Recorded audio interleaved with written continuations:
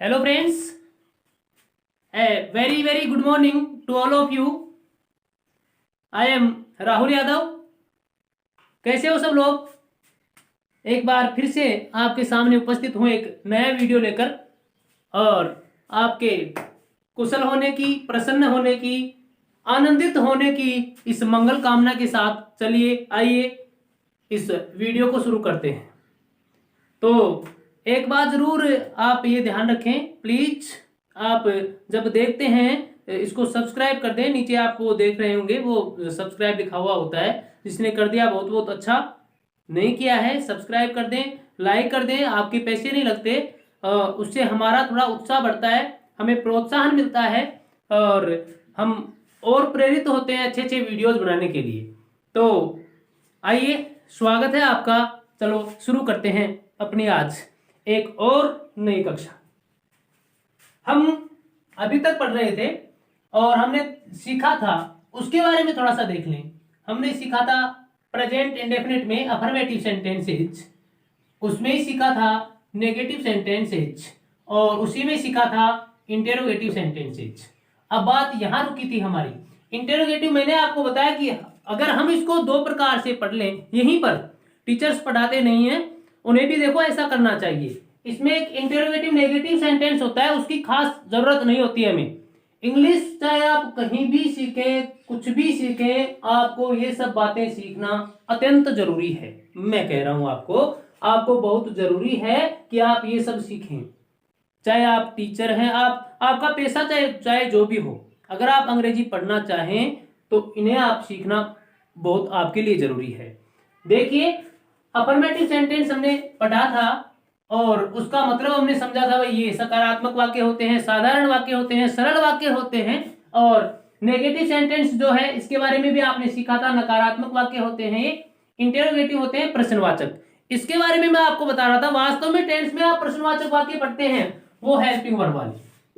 तो मैं कहता हूं अगर आप इसमें ही जोड़ दें WH वर्ड्स को, WH वर्ड्स, WH फैमिली भी कहते हैं इनकी, WH वर्ड्स है, WH फैमिली भी कहते हैं. तो देखिए WH वर्ड, इसका मतलब ये हुआ हमारे जो प्रश्नवाचक शब्द हैं उन्हें आप WH वर्ड्स कहेंगे. प्रश्नवाचक शब्दों को हिंदी में प्रश्नवाचक शब्द कहें और इंग्लिश में आप उन्हें WH वर्ड्स कह लेते हैं. और उनकी शुरुआत कैसे हो, मैंने आपको पिछले वीडियो में बताया था. देखिए, एक तो हमारा जो हेल्पिंग वर्ब वाला वीडियो है, बहुत अच्छा है वीडियो, आप उसे शेयर करें, देखें, पढ़ें, पढ़ाएं. बहुत अच्छा वीडियो है और अच्छे वीडियो हैं वैसे सारे, लेकिन वो वीडियो कुछ हटकर है, कुछ अलग है. उसमें जो सारे टेंसेज की हेल्पिंग वर्ब है वो मैंने साथ साथ कर दी है पूरी, और पूरे नियम के साथ उनका यूज कैसे करें वो भी मैंने सिखा दिया है. तो देखिए WH वर्ड, इसकी शुरुआत करें हम. तो आपने अफर्मेटिव में देखा सबसे पहले आप सब्जेक्ट को लिखें, नेगेटिव में भी सब्जेक्ट को लिखते हैं, लेकिन इंटरोगेटिव में ऐसा नहीं होता है. WH वर्ड सबसे पहले आना चाहिए. यहां जब आप प्रश्न बनाएं तो WH वर्ड सबसे पहले होना चाहिए. सीख जाएंगे आराम से आप, केवल ध्यान दें.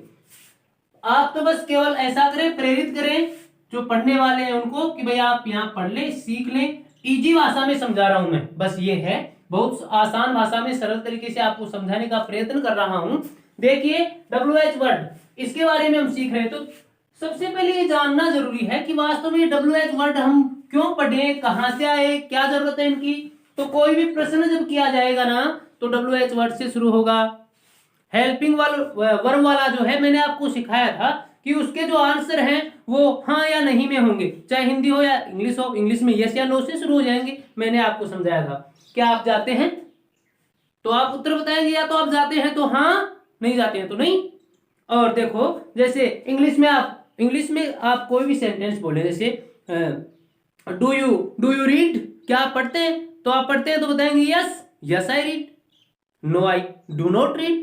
ऐसा आप करते हैं. तो यस और नो वाले प्रश्न होते हैं वो हेल्पिंग वर्ब से जो शुरू होते हैं. यहाँ WH वर्ड की बात करें तो WH वर्ड, सारे WH वर्ड्स जो है वो मैं आपको समझाऊंगा जब पैसेज की बात हम करेंगे. जब हम पैसेज पढ़ेंगे उस समय सारे WH वर्ड्स आपको सिखा दूंगा. उनकी हिंदी क्या होती है, उनका यूज कैसे कैसे होता है, उनको कैसे हम काम में लेते हैं. यहाँ एक सामान्य सी बात आप सीखें. आप प्रेजेंट इंडेफिनिट को पढ़ रहे हैं, प्रेजेंट सिंपल को पढ़ रहे हैं, तो उसमें होना क्या चाहिए, WH वर्ड का यूज उसमें कैसे हो. आपने पहचान पढ़ी ताहे तीहे तेहे ये सब होते हैं। आगे आगे जब आप ज्यादा पढ़ते जाएंगे, इंग्लिश के बारे में और जानकारी हासिल करेंगे, तो वास्तव में ये पहचान वगैरह आपके वहां काम में नहीं आती हैं। लेकिन आप जब सीखने की शुरुआत कर रहे हैं, अच्छा सीखना चाहते हैं, तो आपके लिए सीखना भी जरूरी है। ताहे तीहे ऐसा होता है। तो मैं आपसे प्रश्न करूं, जैसे आप कहां जाते हो, आप कहां जाते हो, इसका मतलब मैंने आपको बताया। देखिए छोटा सा सेंटेंस में यहां लिखता हूं, आप या तुम कह लें, आप कहां जाते हो, ये है मेरा सेंटेंस। आप कहां जाते हो, जाते हैं, जाते हो। तो कहने का मतलब ये है, मैंने आपको बताया था सबसे पहले आपको ट्रांसलेट करते समय वाक्य के अंत में जाना है ते हैं, इसका मतलब प्रेजेंट सिंपल हो गया। उसके बाद में दूसरी पहचान आपको करनी है कि ये वाक्य कैसा है, उस वाक्य का जो स्ट्रक्चर हम काम में लेंगे, सूत्र काम में लेंगे, फॉर्मूला काम में लेंगे, उसको कौन से को लागू करें, कौन से को अप्लाई करें। तो उसके लिए ये देखो, आप इसमें है क्या, आप कहां जाते हैं, तो ये जो कहां है ये प्रश्नवाचक शब्द है। और अगर कोई प्रश्नवाचक शब्द हिंदी के वाक्य में कर्ता के बाद में कहीं भी हो, इसके बाद में भी हो सकता है, इसके बाद में भी, ऐसा जरूरी नहीं है कि इसके तुरंत बाद में हो जाए, आप मिल जाए आपको।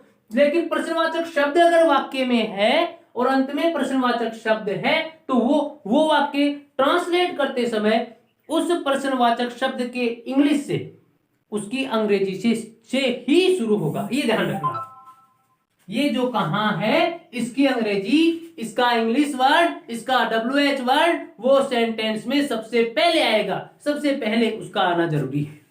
तो देखिए आप इसको हल कैसे करें। अब आ जाइए, मैं बताता हूं आपको WH वर्ड। आप स्टार्ट में लिखेंगे WH वर्ड, सबसे पहले जो भी WH वर्ड है, प्रश्नवाचक शब्द, प्रश्नवाचक शब्द जैसे कब, कहां, कैसे, किसको, कौन, कितने, कब, कितना, कितनी, कितनी दूर, कितनी उम्र, ये सब क्या है, प्रश्नवाचक शब्द।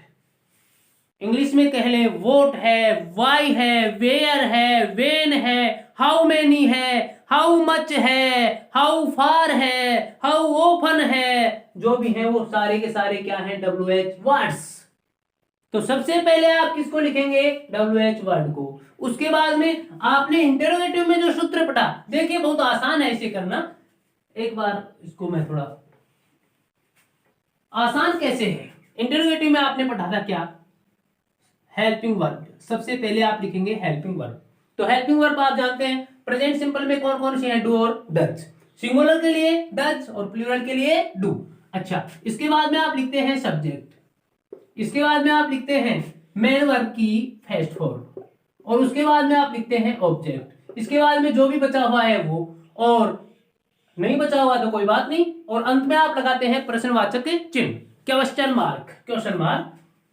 अब WH वर्ड जो है, ये WH वर्ड आप शुरू में लिखेंगे, उसके बाद भी इसमें जो है वो सारा का सारा आ जाएगा नीचे, और ये लो आपका क्वेश्चन मार्क।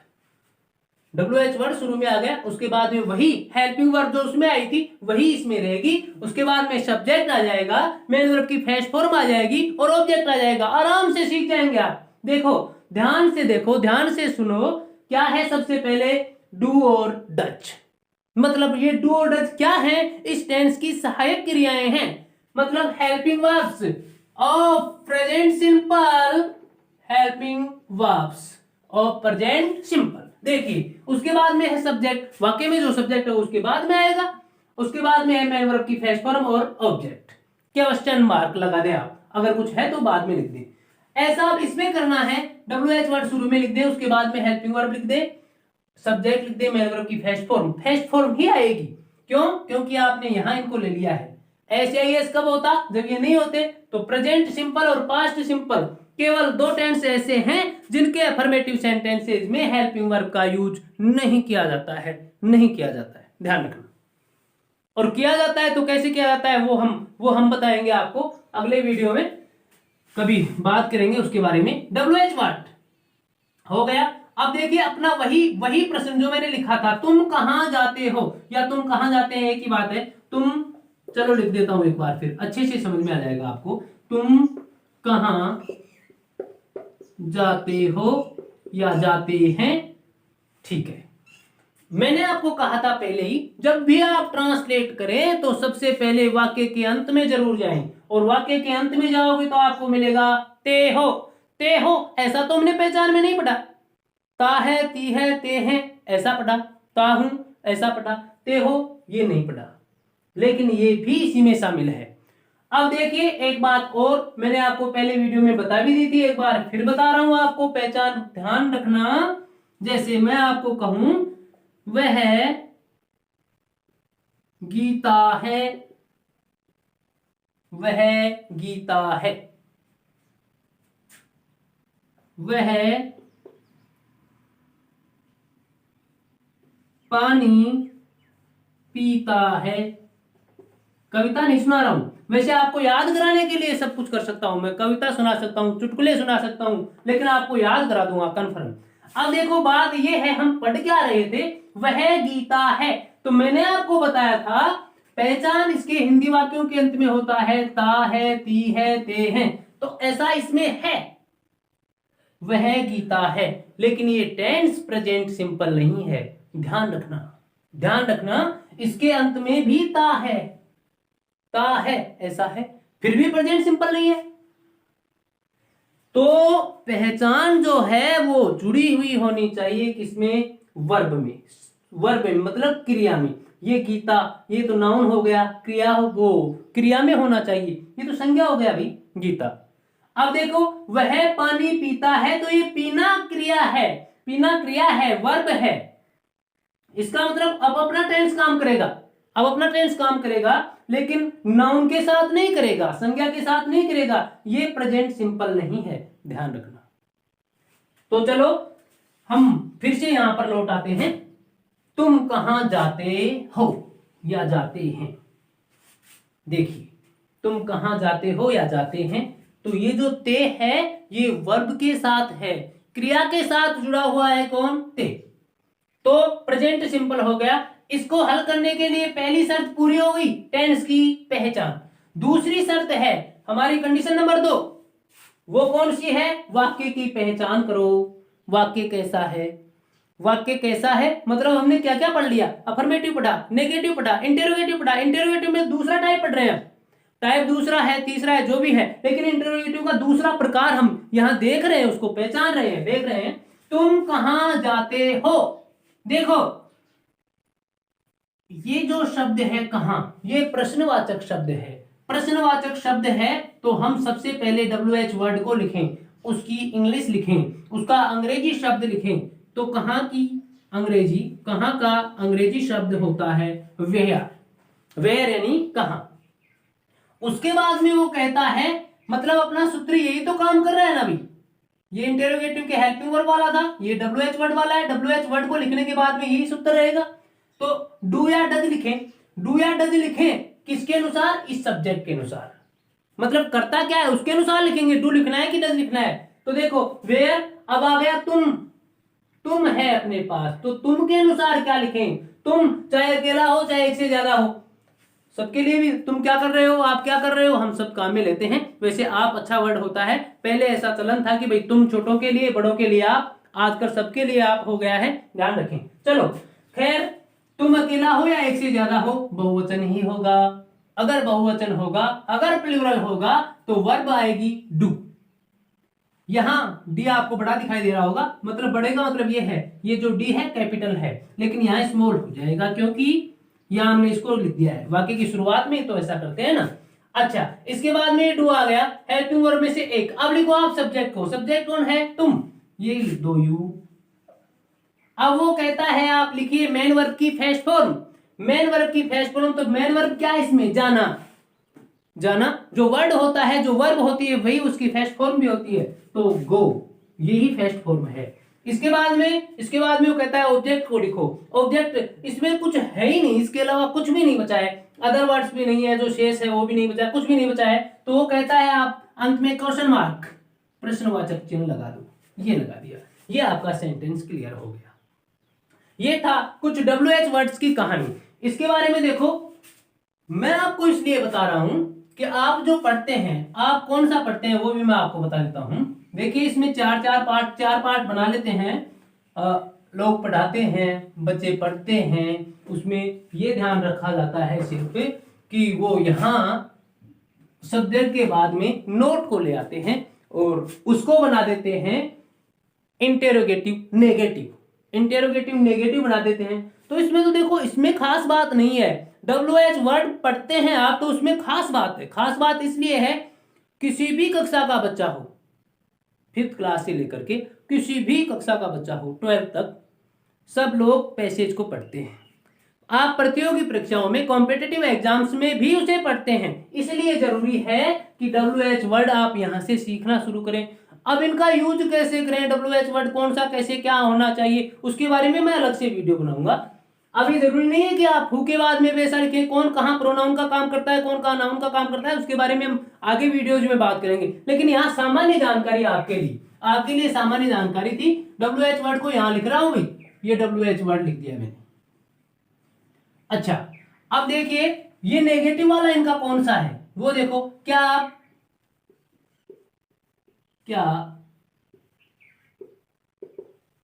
लड़कियां गीत नहीं गाती हैं? ये कोई जरूरी नहीं लड़कियां गीत गाएं। वैसे यहां देखो, क्या लड़कियां गीत नहीं गाती हैं, ये ट्रांसलेट के लिए हम लोग लिख रहे हैं। तो हमें पहचान ये करनी है कि टेंस कौन सा है, वो यहां से हो गई ती है प्रेजेंट सिंपल। उसके बाद में हमें पहचान करनी है वाक्य कैसा है। तो नहीं आते ही नेगेटिव हो गया, नहीं आते ही नेगेटिव हो गया, नकारात्मक वाक्य हो गया। लेकिन इसके शुरू में क्या भी है।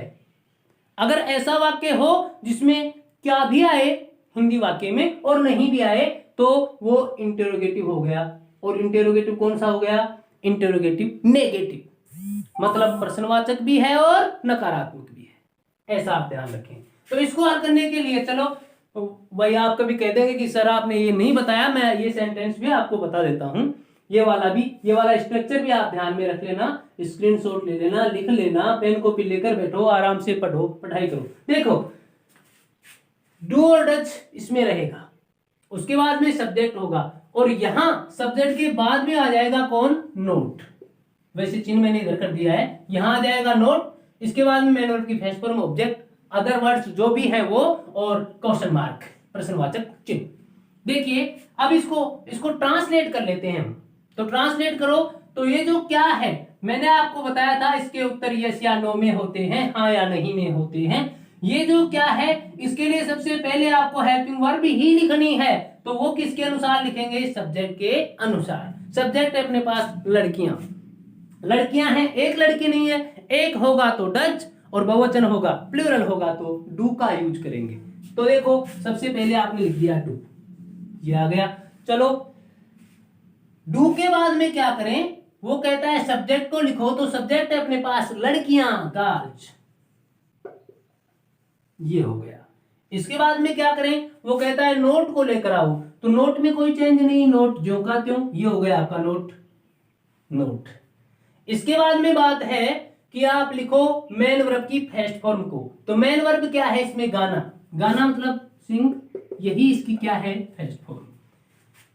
डू हो गया मतलब हेल्पिंग वर्ब हो गई, सब्जेक्ट हो गया, इसके बाद में नोट ज्यों का त्यों हो गया, इसके बाद में मेन वर्ब की फर्स्ट फॉर्म हो गई। अब वो कहता है ऑब्जेक्ट को लेकर आओ, तो ऑब्जेक्ट है क्या? गीत।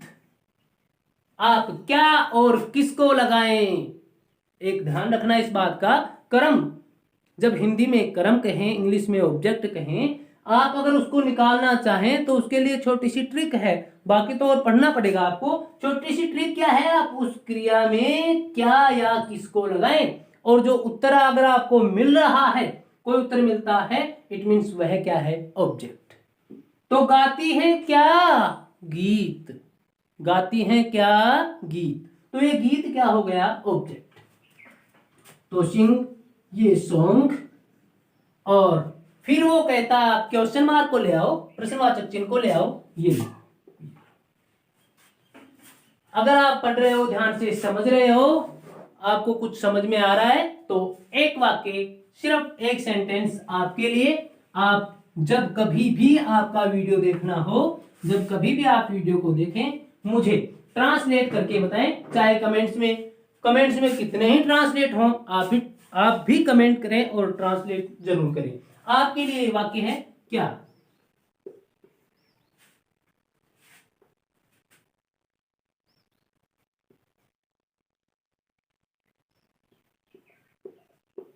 सुनीता। क्या? सुनीता हिंदी नहीं पढ़ती है। आपके लिए एक सेंटेंस। क्या? क्या सुनीता हिंदी नहीं पढ़ती है? आपके लिए एक सेंटेंस था। आप जब कभी भी आप इसे देखें, वीडियो को देखें, तो प्लीज कमेंट करें, कमेंट करके मुझे बताएं कि वास्तव में इसका ट्रांसलेट होता क्या है। चलो अब इसके बाद में बात करते हैं। अब इसके बाद में देखते हैं क्या होना चाहिए, क्या नहीं होना चाहिए। ये था अपना एक प्रकार, कौन सा? नेगेटिव भी हो, इंटेरोगेटिव भी हो। इंटेरोगेटिव और नेगेटिव सेंटेंसेज की बात हम कर रहे थे। अब देखिए फिर से आ जाओ अपने ही उसी टॉपिक पर मतलब उसी बिंदु पर जहां हम पढ़ रहे थे। और हम पढ़ रहे थे किसको? WH वर्ड को। WH वर्ड को आपको कौन पढ़ाता है? आपको कौन पढ़ाता है? तो आपको कौन पढ़ाता है, तो यहां आपको हेल्पिंग वर्ब यूज करने की जरूरत नहीं है। अच्छा, ये वाले जो सेंटेंसेज हैं, ये कैसे इनका यूज हो, WH वर्ड्स का यूज कैसे हो, उसके लिए विस्तार से पढ़ने की जरूरत हमें पड़ेगी। अच्छा, मैं आपको अगला वाक्य बताता हूं, ठीक है? चलो देखो,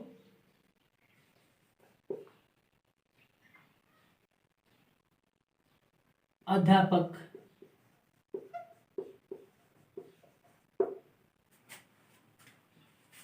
तुम्हें क्या पढ़ाते हैं? ये लो, फिर से आ जाओ वहीं पर। अभी देखो, आप के बाद में आपने पिछले सेंटेंस में कहां देखा था? आपने आप और उसके बाद में कहां? उस समय मैंने आपको बताया था कि ये जो कहां है, ये जो प्रश्नवाचक शब्द है, उसको ऑन करना बेटा। ये जो प्रश्नवाचक शब्द है, ये कहां आए, कैसे आए? तो देखो, ये जो अब आ गया क्या? ये प्रश्नवाचक शब्द अब यहां आया है, मतलब तुम्हें के भी बाद में। तो ये जरूरी नहीं है कि कर्ता के तुरंत बाद में आपको प्रश्नवाचक शब्द मिल जाए, ये जरूरी नहीं है। अध्यापक तुम्हें क्या पढ़ाते हैं? देखो, ऐसा सेंटेंस आपने पहचान देख ली होगी। ये आ गया आपका क्या? WH word. क्या को इंग्लिश में क्या कहें? इंग्लिश वर्ड क्या है? वोट। वोट, ये हमने लिख दिया। यही कहता है वो, सबसे पहले आप WH वर्ड को लिखो, उसके बाद में वो कहता है हेल्पिंग वर्ब लिखिए, डू या डज में से एक। अध्यापक है, अध्यापक तुम्हें क्या पढ़ाते हैं, इट मीन्स हम समझेंगे भाई प्लूरल है, ये बहुवचन है। अच्छा, आप एक वचन समझे, बहुवचन समझे, जो भी है। अगर एक वचन समझे तो क्या होगा? डज। अगर बहुवचन समझे तो क्या होगा? डू। चलिए चलिए, आप ऐसा कीजिए भाई, अध्यापक है, हमसे बड़ा है, तो उसे हम ये भी नहीं कहेंगे कि अध्यापक तुम्हें क्या पढ़ाता है, ऐसे नहीं बोल सकते। तो यही मानते हैं आप, अध्यापक तुम्हें क्या पढ़ाते हैं, और सिंगुलर है। सिंगुलर है तो वोट के बाद में क्या आना चाहिए? डच। Vote Dutch. इसके बाद में वो कहता है अब लेकर आओ किसको? सब्जेक्ट को। तो हमने इसको सिंगुलर माना है ना, अध्यापक को क्या बोलेंगे आप? टीचर। वोट हो गया, डच हो गया, उसके बाद में आ गया अपना टीचर। इसके बाद में देखो, वो कहता है नोट। ये तो नेगेटिव वाला था, इसको चलो हटा देता हूं मैं, ये नेगेटिव वाला था, इंटेरोगेटिव नेगेटिव। उसके बाद में होता है मेन वर्ब की फर्स्ट फॉर्म। मेन वर्ब की फर्स्ट फॉर्म, मेन वर्ब क्या है इसमें? पढ़ाना। पढ़ाना, टीच। यही इसकी फर्स्ट फॉर्म है, टीच, TEACH, टीच। अच्छा, इसके बाद में है ऑब्जेक्ट। अब देखो, इसमें आपको कोई ऑब्जेक्ट दिखाई दे रहा है क्या? ऑब्जेक्ट है इसमें, कौन? तुम्हें। What does teacher teach you? ये हो गया यू। ये क्या है अपना? ऑब्जेक्ट। ऑब्जेक्ट को बाद में लिखो, इसके बाद में कुछ है तो लिखो, नहीं तो आप क्वेश्चन मार्क, प्रश्नवाचक चिन्ह, सीधा आप लिख सकते हैं प्रश्नवाचक चिन्ह। चलिए, इसके बारे में आप ऐसा सोचेंगे कि भाई वीडियो थोड़ा बड़ा जा रहा है, ज्यादा बड़ा हो रहा है, तो हम वीडियो को ज्यादा लंबा नहीं करके मैं आपको और एक सेंटेंस और बता देता हूं। आप कहें किसी को भी आप कहें कि वह वहाँ क्यों जाता है, वह वहाँ क्यों रहता है, आप किसी का नाम लेकर बोले। चलो मैं आपको लिखता हूँ एक सेंटेंस और समझा देता हूँ आपको, क्यों वाला और समझा देता हूँ, वाई का यूज। अच्छा, तो दीपक, चलिए एक वाक्य बोलता हूं मैं। दीपक बाजार क्यों जाता है। अब मतलब ये प्रश्न ही तो हुआ ना, एक किसी से किया गया कोई क्वेश्चन ही तो हुआ ना, प्रश्न ही है ये। दीपक बाजार क्यों जाता है, पूछ रहा है कोई किसी को, अब इसका कारण बताना होता है।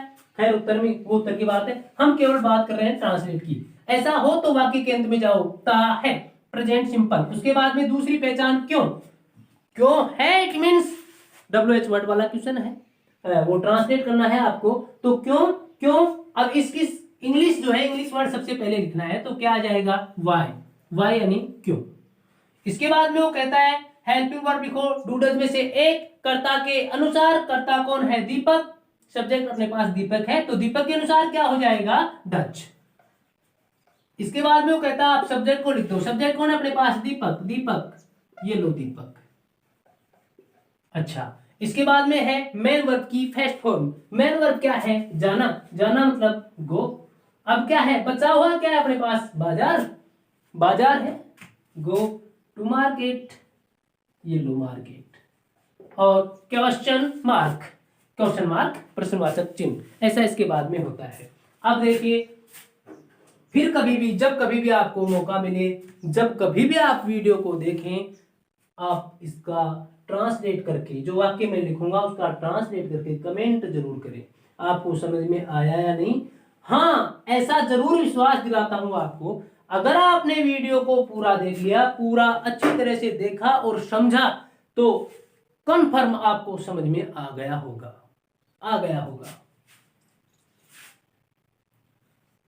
सभी औरतें क्या खाती हैं, सभी औरतें क्या खाती हैं। आपको आंसर नहीं बताना औरतें क्या खाती हैं, आपको ट्रांसलेट बताना है, इसका ट्रांसलेट करके बताना है कि वास्तव में सभी औरतें जो हैं वो क्या खाती हैं, इसका ट्रांसलेट होना क्या चाहिए। तो आप प्लीज कमेंट करके मुझे जरूर बताएं कि इसका आंसर क्या होना चाहिए।